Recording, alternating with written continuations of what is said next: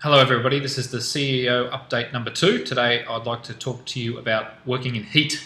We're coming up to summertime. We're going to be working in some hotter temperatures. I know it comes around every year, but I thought I'd take the opportunity to remind everyone what you need to be doing when you're working in some hotter temperatures during summer. Number 1 is come to work prepared. Be in long sleeves, be in long pants. Have a brim for your hard hat. If you don't have a brim for your hard hat, let us know and we'll provide you one to keep the sun off your face. Have some coloured glasses, coloured safety glasses, sunglasses, whatever you prefer. Just make sure that they're safety standard approved. Bring your water cooler with some water that's been in the fridge overnight. So you come to work with that water cooler full of nice cool water to make sure that you're ready to get going early in the morning. Even though it might not be really hot at 7 o'clock, it gets hot pretty quickly, and we want to make sure that everyone's prepared to hit the ground running. I suggest you apply some sunscreen in the morning when you brush your teeth. It takes a little bit of time for sunscreen to sink into your skin, so apply it in the morning, then obviously apply it throughout the day as well. Especially if you're sweating, the sunscreen does tend to come off and it needs to be reapplied. Probably if you apply it at morning tea and lunchtime and afternoon tea, you'll be okay. And it should only take a couple of minutes on your exposed skin. During the day, should make sure that you keep hydrated. Make sure you keep drinking water. Have that water cooler with you. We've supplied water coolers to pretty much everybody that's here. If you don't have one, let us know. You really need to be drinking sort of 4 to 6 to 8 litres of water, depending on how big you are and how hot it is during the day. But if you're only drinking 300 or 400 mils during the day, you will be dehydrated. It's almost guaranteed. Monitor your urine colour using the charts in the toilets. If there's not a chart in the toilet, post one up there. You can get a good gauge of if you are dehydrated or not by the colour of your urine. Obviously, the darker it is, the more dehydrated you are. If you are passing very dark urine, you should get some help immediately. Talk to your mates, talk to your co-workers. Get some water into you and take it easy. If you don't need to be in the sun, don't be. I do understand, obviously, as a construction company, we're going to be in the sun a fair bit of the day, but especially at lunchtime, get some shade. If you've got the opportunity to be in the shade of a machine or a tree or whatever, then try and do that. Try and minimise the time that you're in the sun. I know you're going to be in the sun for long stretches of the day, but even 5 or 10 minutes out of the sun can be very helpful. And really important to look after your mates.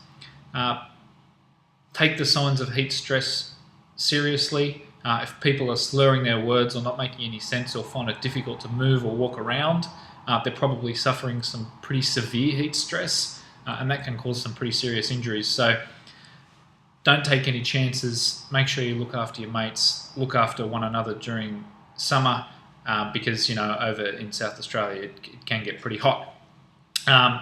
We did have safety share number 7. Trying to find where it went. Where did I put it? Here it is. It's under my computer.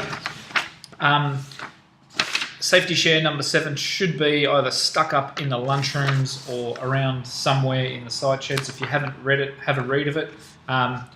Really importantly, if you think you need to go to a skin clinic after you've read this safety share, there's some numbers down here that you might call, and there's some clinics, and there's probably one pretty close to you. My suggestion is go and get yourself tested. Skin cancer is a pretty serious thing, affects a lot of people in Australia. Australia has one of the highest rates of skin cancer and melanoma in the world.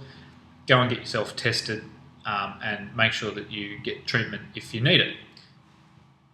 It's also important that during summertime, you'll probably find that snake activity increases. The hot weather tends to bring them out. They like to come across onto your construction site. They might be looking for something, looking for food, etc.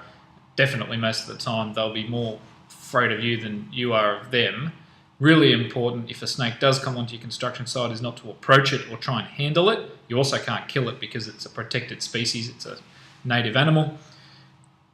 If the snake doesn't just move through the site and move off the site and is hanging around, if it's in a trench or if it's around the site sheds, etc., make sure you call a snake handler or call wires to get the snake moved. Under no circumstances should you be approaching it, touching it, trying to kill it, trying to move it on, etc. If a snake is coming towards you really quickly, you should just move away from it. It's very unlikely it's going to chase you, but please make sure you don't get bitten by a snake. There's really no reason why we should be anywhere near them, and definitely the warmer weather will bring them out a little bit.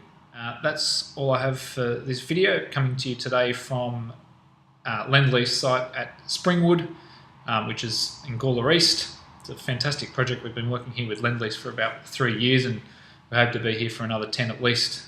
Quite a lot of this development to go.